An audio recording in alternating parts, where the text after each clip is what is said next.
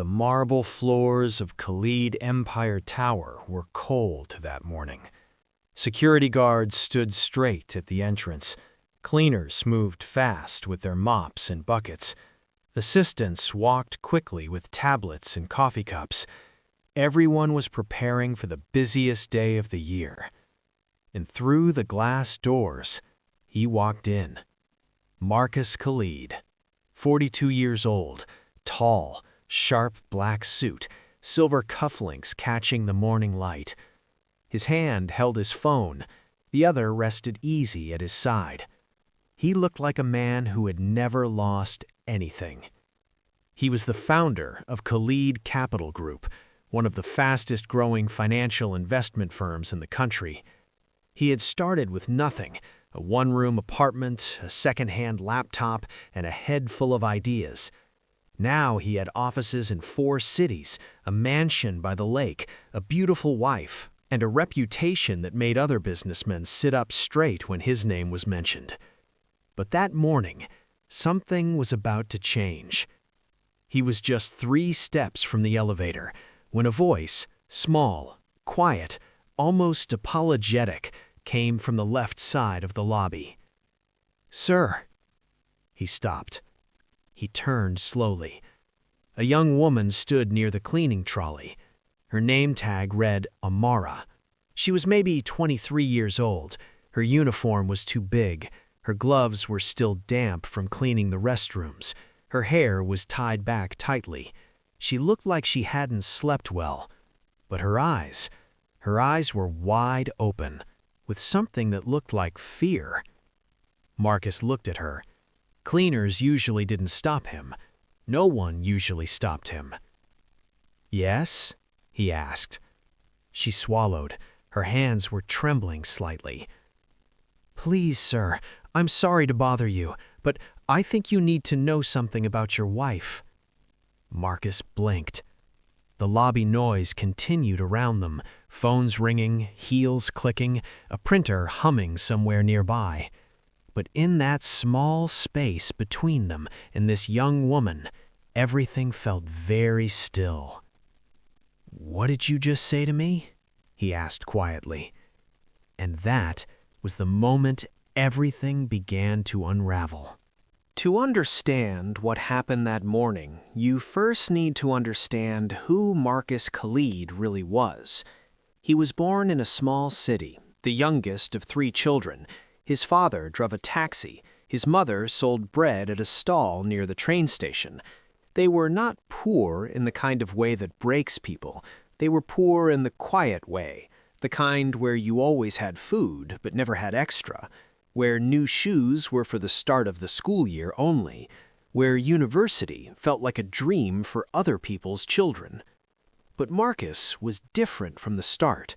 He studied harder than everyone else, not because someone told him to, but because he had seen his father come home tired every night with his back aching, and he had made a silent promise to himself that one day things would be different. He got a scholarship, studied finance, graduated near the top of his class, took a job at a small investment firm, learned everything fast, started his own company at 31 with his savings and a loan he was terrified of defaulting on. Khalid Capital Group started in a rented office with 4 employees and 1 big client. Within 5 years, it had grown to over 200 staff, multiple investment portfolios, and a reputation for being both aggressive and deeply reliable. People in the industry had a saying about Marcus Khalid: he never makes a move he hasn't already thought about 10 times. He was calm, he was precise, he was always the smartest person in the room, not because he boasted, but because he had done the work. The newspapers called him the quiet giant. He didn't do interviews. He didn't go to parties just to be seen. He didn't post photos of his cars or vacations online. He let his results speak, and his results were always loud. Personally, his life looked just as perfect. 3 years ago, he had married Diana. Diana was stunning. She had green eyes and a warm laugh, and the kind of presence that made every room feel like a social event. She was charming, funny, and had a beauty that people noticed even before she said a word. She had worked briefly in advertising before they met, but after the wedding, she had stepped away from her career to focus on building their life together. And people loved her, or at least he had been, because lately something had been shifting, quietly, slowly, like sand moving underwater, and Marcus, a man who noticed everything in the boardroom, had been choosing not to notice it at home. He came home later. She asked fewer questions. The dinner table grew quieter. She laughed less at his jokes. She spent more time on her phone, always face down when he walked in. The bedroom felt more like a hotel room they both happened to be checked into. But Marcus told himself he was busy. He told himself all couples went through quiet seasons. He told himself this was normal. He was wrong. But he wouldn't know that yet until a girl with damp cleaning gloves stopped him in the lobby and said 5 words that changed everything. Amara Ose had been working at Khalid Empire Tower for 8 months. She arrived every morning at 5:30. She cleaned the ground floor restrooms first, then the lobby, then the stairwells. She worked quietly, moved quickly, and almost never spoke to anyone unless spoken to. Nobody knew her name. Nobody noticed when she was there. Nobody noticed when she wasn't. She was 23 years old, though she looked older when she was tired, and she was almost always tired. She had the kind of face that was pretty in a simple, unassuming way. No makeup, no jewelry, just a clean face and eyes that were always watching. She had come to the city 2 years ago from a small town in the east. She had left behind her sick grandmother, a leaking roof, and a dream of becoming a nurse. The dream was still alive, just buried under the weight of survival. Before she took the cleaning job, she had tried 3 others: a cashier position at a grocery store that closed, a data entry role at a company that couldn't pay on time, a waitressing job where the manager wouldn't stop staring at her in ways that made her skin crawl. The cleaning job paid small, but it was steady, and it was safe. She kept her head down, she did her work, she sent money home every month. She had enrolled in a part-time nursing program that would take 4 years, but she was on track, 1 class at a time. That was Amara's life: quiet, hard, moving forward, even if slowly. But 2 nights before that morning in the lobby, she had seen something. It was late evening, past 7. She had stayed back to finish deep cleaning the 4th floor boardroom after a long meeting had ended. Most staff had already gone home. The hallways were dim and quiet. She had been pushing her trolley back toward the service lift when she heard voices coming from the glass meeting room at the end of the executive corridor. The door was not fully closed. She wasn't trying to listen. She never tried to listen, but the voices were just loud enough. She recognized one of them. It was Diana, Mr. Khalid's wife. She had seen her at the front desk a few times, signing in for lunch visits. Tall, glamorous, always smelling of something expensive. The other voice was a man's, low, confident, slightly too comfortable, like someone speaking in a space he felt he owned. Amara slowed, not to eavesdrop, just careful not to make noise. She turned to go the other way, but then she heard it. Diana's voice, soft but clearly, said, "He still doesn't know, and by the time he finds out, it'll be too late. The account transfer will be done. Everything will be in place." The man laughed quietly. "You've handled it perfectly. He trusts you completely." Diana's response came lower now, almost a whisper, but the silence of the empty corridor carried every word. "He always has. That's his weakness." Amara stood completely still. Her trolley handle was cold under her palms. Her heart was knocking hard in her chest. She didn't fully understand everything she had heard. She wasn't familiar with financial language or what account transfers meant in the context of a business, but she understood enough. Someone was planning something, and Mr. Khalid, the quiet, serious man who nodded at her once when she held the elevator door, didn't know. She backed away slowly, didn't breathe until she reached the service lift, pressed the button, got in, stood alone as the doors closed. That night, she couldn't sleep. She told herself it was none of her business. She told herself she had misheard. She told herself that powerful people had complicated lives and she should stay far away from all of it. But she kept hearing those words, "He trusts you completely. That's his weakness." And by 5 in the morning, when she got dressed for her shift, Amara had made her decision. She would say something, even if it cost her the job, because if she said nothing and something terrible happened to this man, she would never forgive herself. Marcus stared at her. He had only been stopped like this once in his life, by a street seller when he was 19, who had warned him the shortcut he was about to take had been robbed 3 times that week. He had listened then. He hadn't been sure why. He just listened. Now he stood in his own lobby, in front of this young woman with nervous eyes, and something inside him, the same quiet instinct, told him to stay still. "What about my wife?" he asked. His voice was low and flat, careful. Amara's throat moved as she swallowed. "I know I have no right to speak to you like this, sir. I'm just a cleaner here. You don't know me, and I could be completely wrong about what I heard." She stopped, breathed. "But I couldn't walk past you without saying something." Marcus glanced around. The lobby was busy with morning arrivals.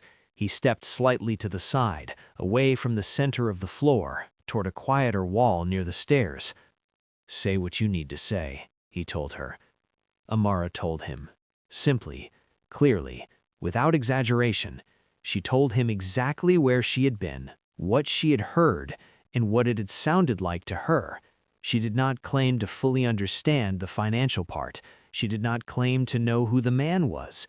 She only shared what she had seen and what she had heard, word for word, as best she could remember. When she finished, she looked down at the floor.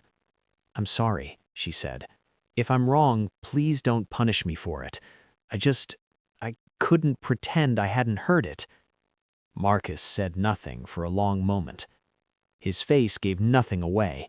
This was the same face he wore in meetings when someone presented a proposal that had a hidden flaw, the face of a man who was processing, calculating, filing information. Inside, his chest felt tight, but he didn't show it. "What's your name?" he asked. "Amara, sir. Amara Osai, ground floor cleaning team." He nodded once. "Thank you, Amara." He walked to the elevator. He pressed the button. The doors opened. He stepped in. He didn't look back, but Amara noticed, just before the doors closed, that his hand, which had been holding his phone loosely at his side when he walked in, was now gripping it very tightly. The elevator ride. The ride up to the 32nd floor was only 60 seconds. For Marcus, it felt much longer. He stood with his back straight and his face calm, but his mind was already moving fast, quietly pulling threads, checking weights, measuring possibilities. Was she lying? Why would she lie? What would a cleaner gain from lying about the boss's wife? Was she confused? Possibly. She had said she didn't understand all of it, but the words she repeated, account transfer, he still doesn't know, by the time he finds out it'll be too late, those were words from a plan. Could it be innocent? Maybe Diana was talking to someone about a gift, a surprise, a personal financial arrangement she was managing quietly. But even as she built that possibility in her mind, something else was dismantling it, because Marcus was a man who dealt in evidence, not hope, and right now the evidence in his chest, the kind no spreadsheet could capture, was whispering something uncomfortable. She knows something. Listen. He stepped out of the elevator. His assistant, Joel, was already at the glass wall with a coffee and a folder. "Good morning, sir. 10 o'clock meeting confirmed. Legal team standing by for the—" "Cancel the 10 o'clock," Marcus said quietly, walking past him. "Sir?" "Reschedule it. Push everything to the afternoon." He paused at his office door. "And get me Nadia Reyes." Nadia Reyes was his head of internal security and private investigations. She had worked for him for 6 years. She was one of 3 people he trusted completely. "Tell her I need her here in 1 hour. Tell her it's personal." He walked into his office. The city stretched out below the windows, gray and enormous in the morning light. He set his briefcase down. He did not sit. He stood at the window for a long time. Then he quietly said, out loud, to no one, "Diana, what have you done?" To understand what Diana had become, you have to understand who she had been before Marcus. Her full name was Diana Caro. She had grown up comfortably, not rich but not struggling. Her parents divorced when she was 12. Her mother remarried twice. Her father moved away and became a Christmas card. By the time Diana was 19, she had learned something that became the center of how she moved through the world. People respond to beauty, and beauty can be a strategy. She wasn't cruel. She wasn't evil in the dramatic way.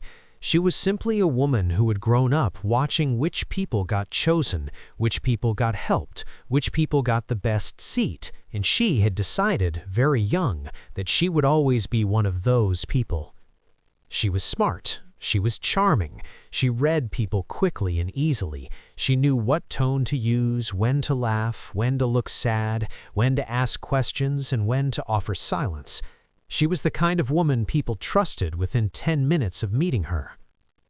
She had met Marcus at a business dinner. She had been there as a guest of a friend. He had been there as the keynote speaker. She had introduced herself, made him laugh twice, and given her number written on the back of a receipt she had found in her bag, which she later admitted was a deliberate choice because it made him remember her. It had worked.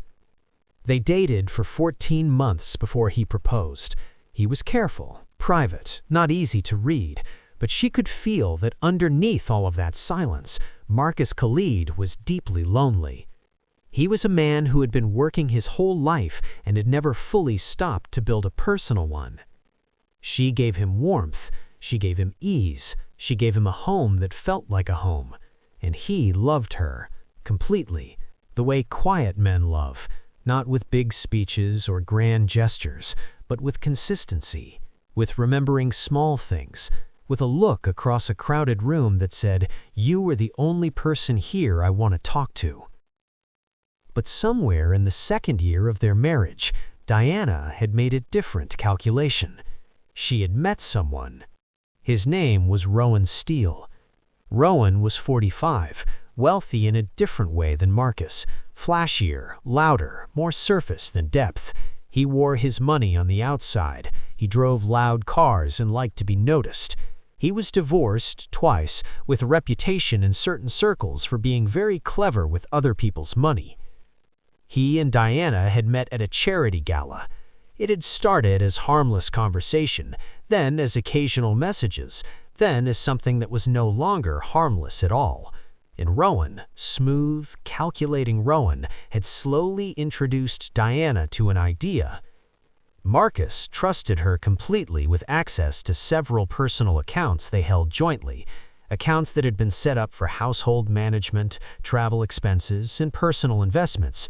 The amounts in those accounts were significant, not the main business accounts. Marcus was careful about those, but significant enough. Rowan had a plan, a quiet, slow-moving financial drain, small transfers, different names, shell accounts, the kind of thing that if done carefully could take months to discover, and by then the money would be moved in layers too complex to easily trace. Diana had said yes. Not because she hated Marcus, but because Rowan had made her feel something she couldn't name clearly. Excitement, maybe, or just the familiar old instinct. Choose the person who gives you more. She didn't think of it as stealing. She framed it to herself as taking what she was owed for 3 years of dinners, events, smiling at the right people, being the perfect accessory to a man who barely slowed down long enough to ask how she was feeling. That was the story Diana had told herself so many times it had started to feel true. But none of that changed what it actually was. Betrayal. Slow, quiet, deliberate betrayal. And now, on the 32nd floor of his own building, Marcus Khalid was beginning to understand that the woman he had trusted most in his life had been planning his unraveling from their own kitchen table. Nadia Reyes arrived in 45 minutes. She was small, barely 5'4", with short, dark hair and eyes that never seemed to blink at the wrong moment. She had spent 12 years doing corporate and personal investigation before Marcus hired her. She had a gift for finding things that people had worked very hard to hide. She sat across from Marcus in the private meeting room beside his office. No assistants, no phones on the table, just the two of them in a closed door. He told her everything Amara had said. He didn't add his own feelings. He didn't push her in any direction. He simply laid out the information and waited. Nadia listened without interrupting. When he finished, she was quiet for 2 seconds. Then, joint accounts? 4 of them. Household, travel, personal savings, and 1 investment buffer account. How much access does she have? Full access on all 4. It was a trust decision we made in the first year. Nadia wrote something in her small black notebook. Anyone else with access? Only my accountant, but he only looks at the main business accounts. The personal ones haven't been audited internally in over a year. Nadia looked at him directly. Give me 72 hours. You'll be discreet. It wasn't a question, but she answered it anyway. You won't hear my footsteps. She left. Marcus sat alone in the meeting room for a while after she was gone. He looked at the wall. He thought about Diana. He thought about the way she had kissed him goodbye that morning, light and quick on the cheek, already looking at her phone before she had even pulled away. He thought about how many mornings had been like that, how many evenings, how many silences he had mistaken for peace. He had a company to run. He straightened his jacket. He walked back to his office. He answered emails. He sat through 3 afternoon meetings. He spoke and listened and decided and signed. No one knew. No one could see it. That was his skill. That was also, perhaps, his curse. The evening at home. At home that evening, Diana was already there when he arrived. She was in the kitchen pouring herself a glass of water. She looked up when he walked in. She smiled, warm, familiar, easy. You're home early, she said. Quiet day. It was almost true. She moved around the kitchen, talking about a friend she had lunched with, a jacket she had seen in a shop window, a neighbor's new car. Light conversation, the kind that fills a room without revealing anything. Marcus leaned against the counter and listened. He watched her hands as she moved. Her rings caught the kitchen light. She laughed at something she said herself. She poured him water without asking if he wanted some. She always did that. He had always thought it was a small act of love. Now he watched it differently. He said very little. He nodded at the right moments. He ate the dinner she heated without tasting it. And later that night, when she was in the bathroom, and her phone buzzed on the nightstand, he looked at the screen without touching it. The name on screen read, R. He looked at it for exactly 3 seconds. Then he looked away. He did not confront her. Not yet. Nadia had said 72 hours. He would wait. But that night, lying beside a woman he had loved completely, and was now watching the way you watch someone you aren't sure of yet, Marcus Khalid did not sleep. While Marcus waited and watched, Amara was downstairs with her mop. She didn't know what had happened after she spoke to him. She didn't know if he had believed her. She didn't know if she still had a job. She had spent 2 full days waiting to be called into the HR office and told to collect her things. But nothing had happened, so she kept working. Tuesday, cleaned restrooms, lobby, first-floor conference room. Wednesday, deep cleaned the service corridor and executive lift. Thursday, finished early and took the long bus home to save on taxi fare. Her life had no drama on the outside, just clean floors, damp gloves, tired feet, and a nursing textbook she read on the bus until her eyes started swimming. She called her grandmother on Thursday evening. The old woman's voice was warm and a little hoarse. She asked if Amara was eating well. Amara said yes. The old woman said she had been praying. Amara said thank you. After she hung up, Amara sat on the edge of her small bed in her rented room and looked at the ceiling. She had done what she could. She had said what she had heard. The rest was not in her hands. But she couldn't stop thinking about Mr. Khalid's face in that moment. Not angry, not disbelieving, just still, like a man who was rearranging something heavy inside himself without letting you see the effort. She hoped he was okay. She hoped she had helped, not hurt. She folded her uniform for tomorrow and turned off the light. On the third morning, Nadia arrived at Marcus's office with a folder. She placed it on his desk. She sat down across from him. She folded her hands. "It's real," she said. Her voice was even and professional, but her eyes held something careful in them, the look of someone delivering news they wish they didn't have to deliver. 17 transfers over the past 4 months, all from the joint accounts, primarily the personal savings account and the investment buffer. Total amount, just over $340,000. Marcus did not move. Transferred to a holding company, registered in a different name. The company traces back to a man named Rowan Steele. Nadia paused. He has 2 previous fraud investigations, both settled quietly out of court, one involving an ex-business partner, one involving a former wife. Marcus's jaw was tight. He said nothing. Diana's name is not directly on any of the accounts. They've been careful. But I have her phone making scheduled contact with Rowan Steele over a period of 6 months, hotel check-ins linked to her credit card in his name, and, she paused for the first time, I have a voice recording. She didn't know she was being recorded.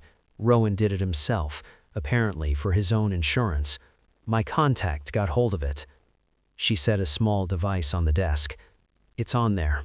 I'm sorry, Marcus. Silence. The city hummed far below the windows. Marcus looked at the folder on his desk. He didn't open it yet. He didn't press play.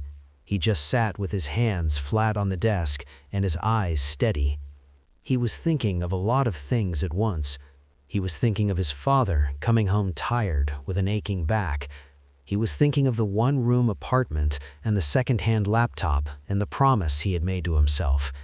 He was thinking of his wedding day, Diana in white, laughing as the flower girl dropped her basket. He was thinking of a young woman in an oversized uniform who hadn't slept well and had shaking hands and the courage to stop and say, "Please, sir, I think you need to know something." He breathed slowly. "Thank you, Nadia," he said. "I know what to do now." The confrontation. Later that afternoon, Marcus called his lawyers. He did it calmly. He walked them through everything Nadia had found. He instructed them on account freezing, legal notices, and what he needed documented and in what order. He spoke the way he always did in meetings, clearly, precisely, without raising his voice. When the calls were done, he called his personal bank directly. By 4 in the afternoon, the joint accounts were frozen pending investigation. He did not call Diana. He did not send a message. He came home at the usual time, parked in the usual spot, walked through the usual door. Diana was on the sofa, reading a magazine. She looked up. She smiled. "How was your day?" He set his briefcase down. He looked at her, really looked at her, one long final time. "Sit down, Diana," he said. "We need to talk." What followed was not a shouting match. It was not dramatic. It was a quiet, devastating conversation in which Marcus placed the folder on the coffee table between them and watched the color slowly leave his wife's face as she understood that it was over, not as a threat, not as an argument, but as a fact. She tried once to explain. She said his name, Marcus, in the voice she used when she wanted him to soften. He did not soften. He simply looked at her and waited. She closed her mouth. "You have until Friday to arrange your things. The lawyers will handle the rest." He stood. He walked to the window. He looked at the lake outside, dark and still in the evening, while Diana sat behind him, silent, and everything they had built in 3 years quietly dissolved. She left 2 days later. No shouting, no broken things, no dramatic goodbye. She packed 2 bags, called a car, and walked out the front door without looking back. Marcus watched from the upstairs window, and for the first time in months, the house felt honest. Part 8. What happened next shocked everyone. 3 weeks later, Marcus walked into work early. As he crossed the lobby, he stopped at the front desk. The young woman on the ground floor cleaning team, Amara Osi, is she here today? The manager checked quickly. "Yes, sir. She started at 5:30.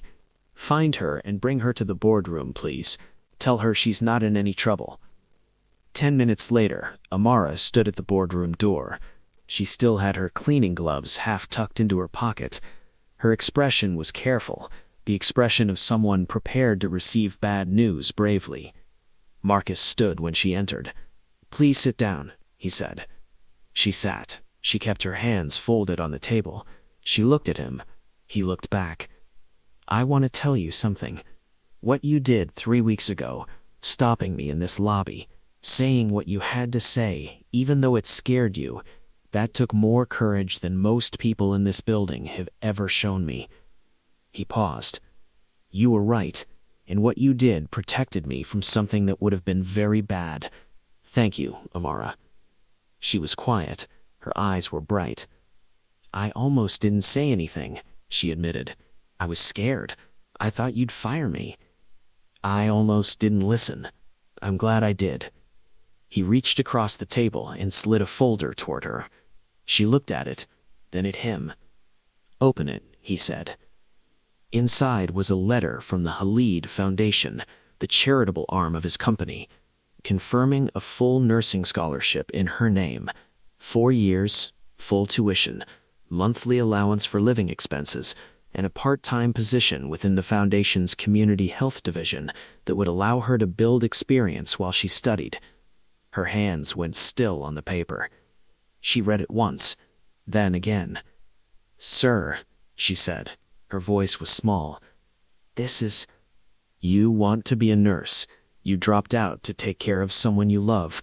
That shouldn't be the end of your story." Amara pressed her lips together. She was trying very hard not to cry, and she was not entirely succeeding.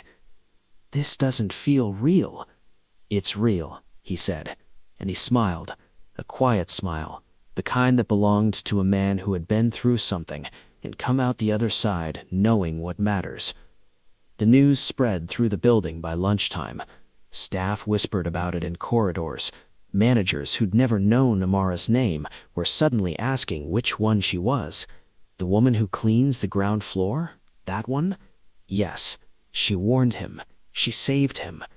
And what nobody could quite explain, what nobody could quite put into words, was that a young woman who owned almost nothing had protected a man who owned almost everything, and she had asked for nothing in return. 6 months later, Amara Osi sat in a first-year nursing lecture hall.